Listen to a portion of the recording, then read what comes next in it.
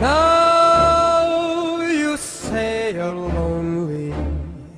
Well, you can cry me a river. I cried a river over you.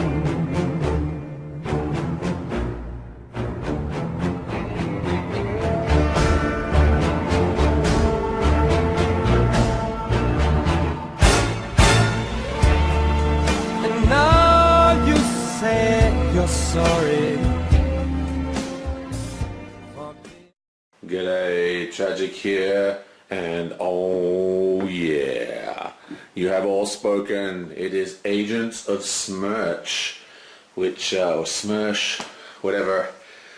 Excellent game, extremely fun. This is one of those games you play and you tell stories about it for years. Oh, I remember we were playing that game and this happened and this happened and this happened. This is one of those games. Excellent game, strongly influenced by Arkham Horror.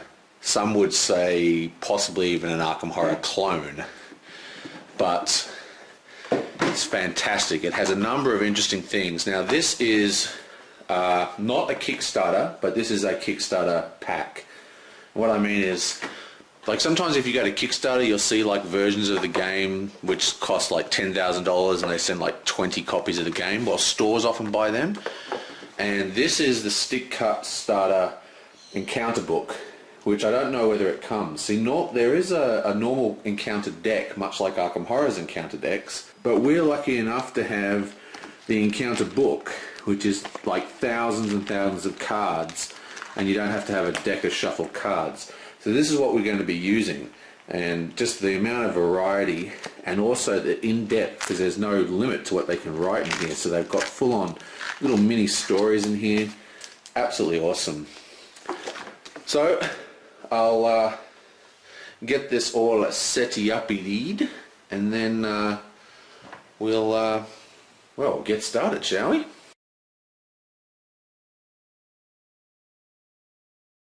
Okay, so the first thing we're going to do is select our heroes, and these are really hard to select because, well, they've got like unique backs, so it's very, very hard to pick these people without, randomly, because they've all got the same backs. So what they don't have the same backs, you know what I'm trying to say. So what we're doing here, we have 1, 2, 3, 4, 5, 6, 7, 8. So we've got 8 guys. So what we're going to do, we're just going to give them a bit of a random shuffle. Now there is a one-player variant of this game that comes in the manual, but we're going to play the 4-player co-op game. So it's going to be like one of my Arkham things. We're going to play 4 different characters. It is a full co-op, and yeah, so that's all random. And then let's cut. Okay, now what I'll do, I'll just roll an 8-sided dice and we'll pick a character. Okay, 1. There you go. That's him. What else we got? 7. That's 1, 2, 3, 4, 5, 6, 7. Another 1. That's oh well, I guess I'll just pick her. It's all that matter. Oh, another 7. What? So 1, 2, 3, 4, 5, 6, 7. Okay. Let's have a look at who we've got here.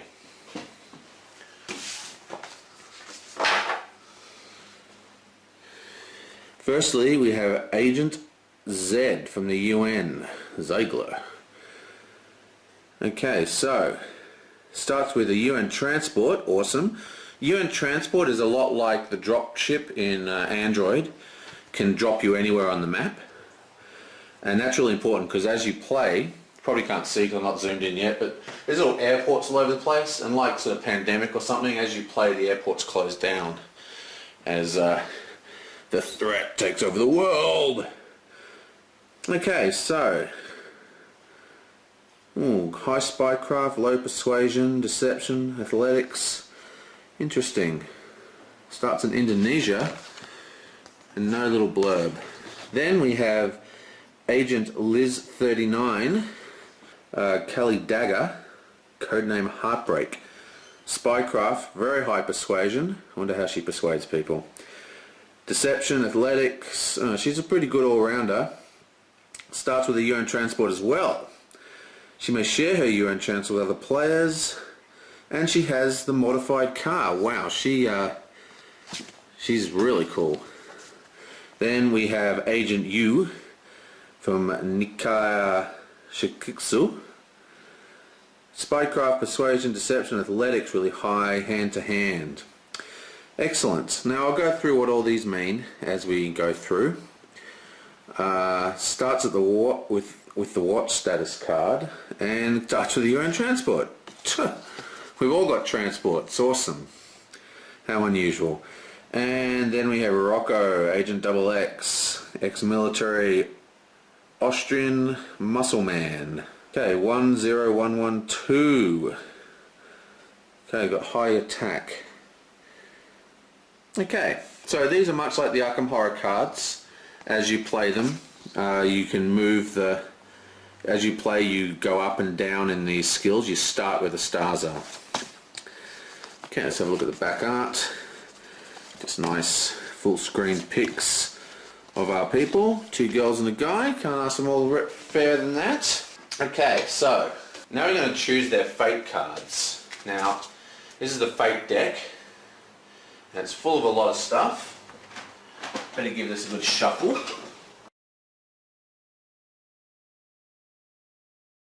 Okay, so we've shuffled the fate deck. We'll just cut it, and we've got to deal 2 cards to each person. Alright, so this is for Agent Liz, 1, 2, Agent Z, Agent U. Stop scratching in there, little puss. You are making noise and I'm recording. And click. There you go. Now what happens is these get put underneath the cards themselves. Okay, so here we have Agent L39, which I keep reading as Liz. Now these are 2 cards, okay, so they were dealt like that. So I guess Paris is first. And what these are, all we're caring about is the top, Paris and London, and they just slide under the main card like this and become little locations for her to visit. And what this is, it's basically a little mini story inside the game. Like you can move all over the map, just adjust the camera, but you can move all over the map, but now you also, if you go to Paris or London, a little bonus thing happens. She also comes with a modified car, which allows her to move 3 spaces, which is pretty awesome. And you can just, most of these cards that you keep have discard effects where you can discard them to have an extra effect. And in this case, discarding it will automatically pass any encounter that involves a car. Now I've already put the cubes on, but we'll just go through what these are. She's got a spycraft of 0. She's got a persuasion of 2. She's got a deception, athletics, and hand-to-hand at 1. And she starts with 5 resolve, and everyone starts with 5 resolve at this stage. Now resolve is kind of like a clue token. You can spend resolve in order to re-roll combat checks or, you know, spy checks or whatever. She also has some skills. She starts with a UN transport, and everyone starts with a UN transport for some reason in our lucky game. Actually, she starts with 2 UN transports. Wow. Now, she can also pick 2 advanced skills, and everyone can do that. And there's a whole heap of advanced skills here, and they do quite a lot of things for you. And it's kind of, you're supposed to pick it manually, but I find that when I'm playing with people, because of, you know, they're not cards, they're hard to flick through, they're just annoying. So I just do it randomly because it just saves, you know, tons of time. So she gets 2 skills, and she gets electronics and stealth. Awesome. Okay.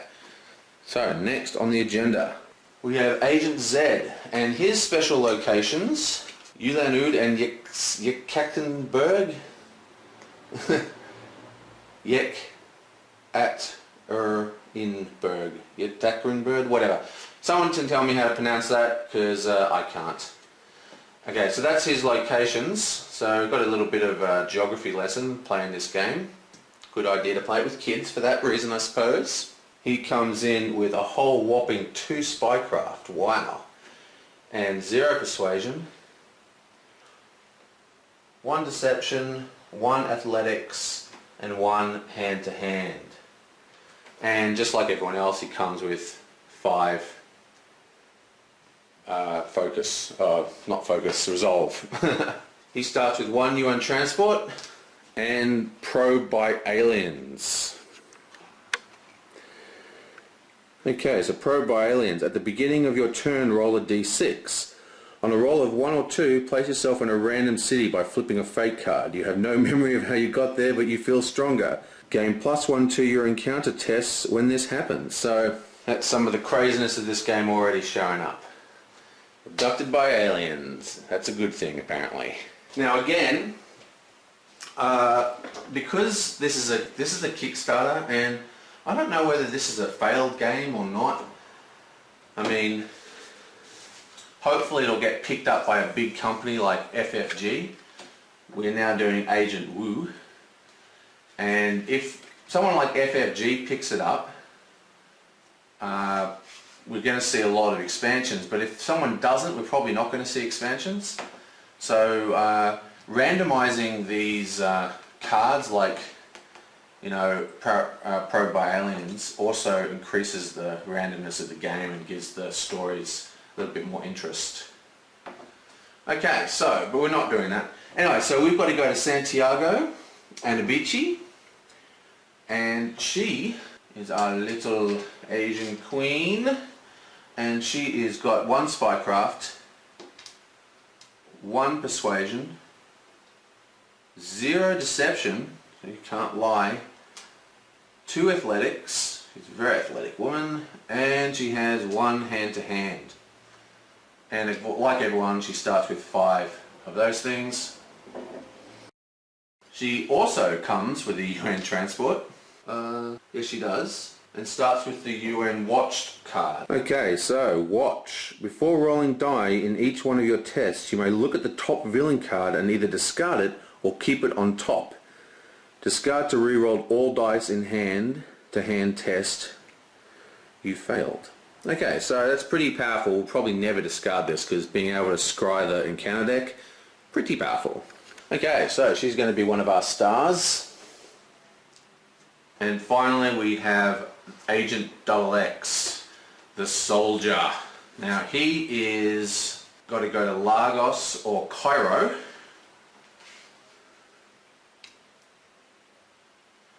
And he starts with some interesting stats. He is very, very high attack. He starts with 2 attack, which is almost as powerful as you can get. And he starts with 1 athletics, 1 deception, 0 persuasion, and 1 spycraft. And of course he starts with 3 resolve, beg your pardon. He's got some interesting special abilities. He has resolve like everyone else, but he only has 3, while everyone else so far has had 5. But when he does it, he gets +2 to a single test, or spend 1 resolve to re-roll all dice. So it's very, very different. These guys get to re-roll 1 dice. He can add to whatever roll he has, or re-roll everything. So that's quite powerful, but he's only got, he's going to do it a few times. But on his super plus side is that when he resets, it's like refresh phase, he actually gains a resolve. So he's a really interesting character and quite a good one, to be honest. And his skills, I forgot to do everyone else's skills. His skill is detection,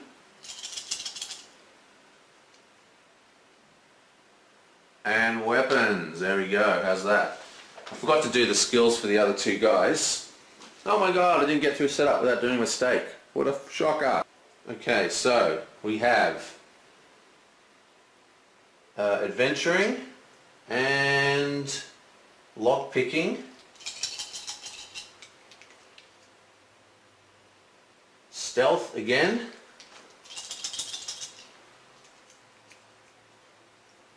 And the last one is disguise. That goes well with stealth. Nice. Okay, so obviously when you get more acquainted with the game and you know what all the skills are, you can pick skills that complement your characters and really get a really interesting game set up. But like I said, new players, you know, including myself, because I've only played this, 3 times, you know, we try and work out the best skills to get, and of course what happens is that we have analysis paralysis at the beginning because they're these little tiny discs you've got to look through. It's a little bit annoying. Now we're going to pick our henchmen, and we need 4 henchmen, and there's a number of different henchmen. Yeah, so we just pick one of these 4 of these 5. Okay, so what we're going to do is we're going to roll a dice for this. Get a 6. So 1, 2, 3, 4, 5, 6, and we get this guy. Okay. 2. Is that in? Well, it's a 2. 1, 2, and this girl. And now 4. 1, 2, 3. 4, this guy, and then 1 to 3, 4 to 6. Okay. Okay, so this is the henchman of the big bad Dr. Lobo. So we have Perry, Darling, Fedor, and Mr. Big. Okay. Now what happens is we place these black cubes on him, on these spots, and as we play these guys level up and get worse and worse and worse, but we can't kill them, and they go face up, and then we have automatic successes instead of, you know, fighting them. And one of the ways to win this game is to kill all the henchmen, I think. Not that I've ever done that, I'll have to check up on that, but the henchman idea is really cool. Really gives a lot of, like I said, I really hope that a big company, preferably FFG, picks us up, because if we start getting some major expansions, we have new supervillains with new henchmen, we can mix henchmen, it's going to make this game, you know, Arkham Horror style awesome. But anyway, let's go through it. Mr. Big. Mr. Big got his start working for a small city mafia group. He soon established a reputation for himself and moved up the criminal network until S.M.E.R.S.H requested his services. He has a big appetite for face smashing and does not like small talk. Often seen in a suit and tie with a large jewel-encrusted diamond and gem rings on all 10 fingers. Mr. Big loves a good brawl. Sweet! And we have Pierre. Pierre is a self-made billionaire who owns a multinational empire. He is known throughout the world as the man with many on his payroll. Pierre is a man of extreme extravagances and harsh temper. Living in palaces all over the world, he goes above and beyond, devising extraordinary methods to make his enemies suffer. S.M.E.R.S.H does not care for his extravagances and ego, but they put up with it since his pockets are very deep. So there we go. And the next, Darling can't have a not. I'm so glad we got the Bond girl.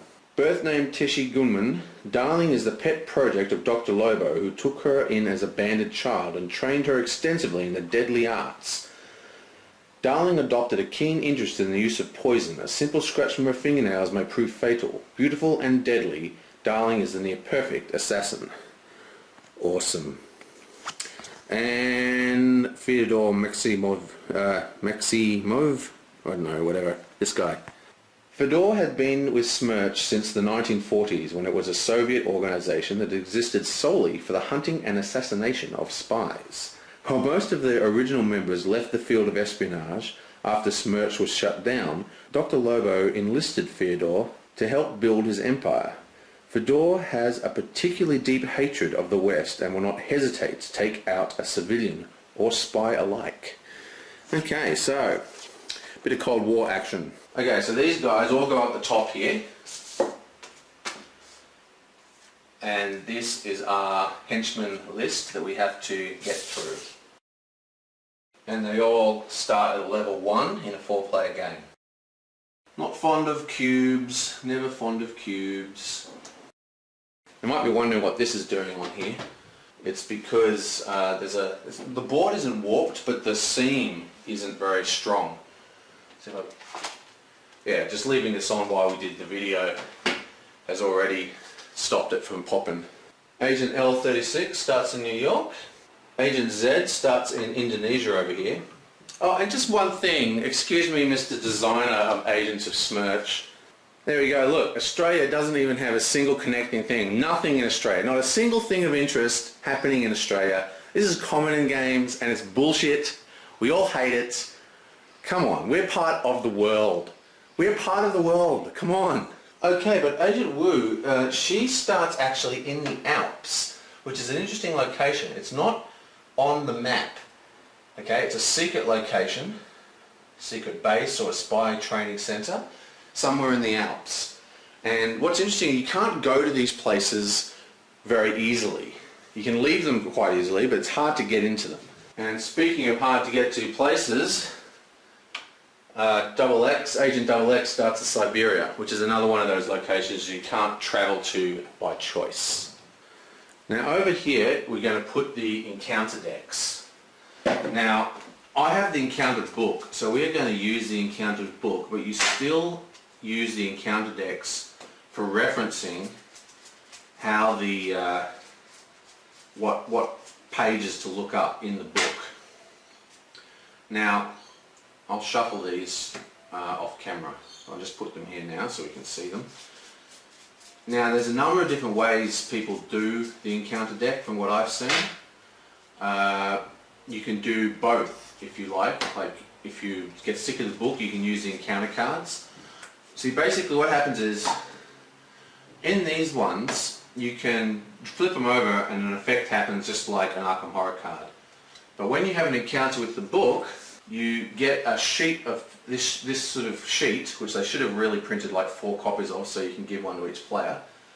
But anyway, this sheet allows you to pick 1 to 6, and it can kind of alter your response. So when you look it up, this number becomes one of the references on a roll of a die, you know what I mean? You can roll, you can pick manually, there's lots of different things, but the point is that the book gives you a lot more varied and a lot more story thematic response. You can really, you know, start to give your character some personality in choosing, in the kind of things that they choose, rather than being stuck with, the normal default ones. And here we'll put the villain deck, and here we'll put the fate deck, and here we'll put the top secret cards. And they're like unique items, I guess you'd call them in Arkham Horror. They're just very powerful cards that you can put into your player's inventory. So the way this works is that there's 1, 2, 3, 4, 5 decks, okay? Now, these are for each location, so you've got, Europe or Asia or whatever, right? And then you've got ocean locations. Now, when you're playing with the encounter book, right, you only use the decks with, those little book icons, and you draw from them. But what we're going to do is we're going to play with both the normal encounter deck and the encounter book at the same time. Okay? And the way I do this is that I roll a die, and it's a lopsided thing because the encounter's a lot better. Basically, I roll. I'll show you how it works when we see it doing it. It works out, it doesn't slow us down, and then we get maximum variety. And we also get to see how the encounter cards function versus just the encounter book. Now the encounter book is great, but it's kind of cool to have that you don't know what's going to happen, whether you're going to get a choice or not. I like that. So that is what we're going to do. Okay, so that's it. Agents of S.M.E.R.S.H is set up. We are fighting Dr. Lobo, and he is the only great old one that there is, villain there is to fight so far.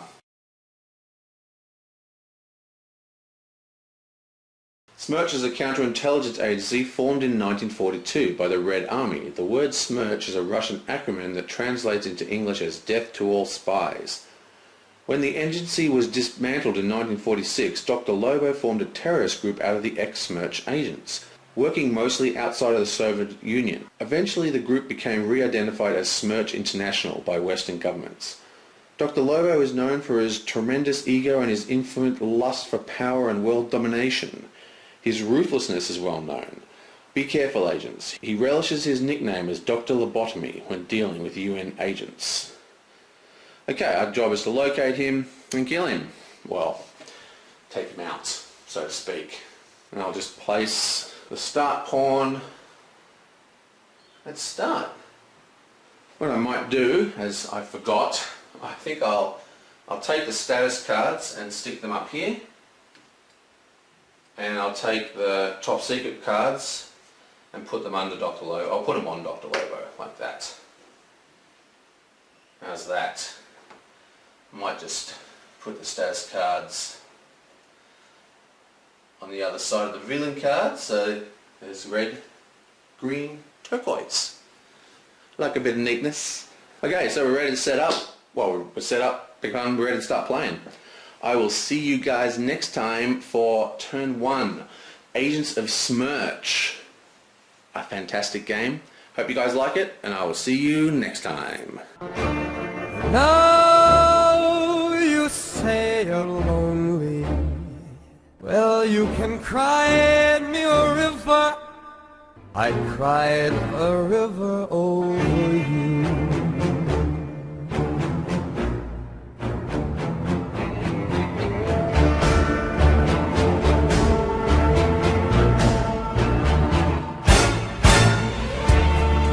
And now you say you're sorry.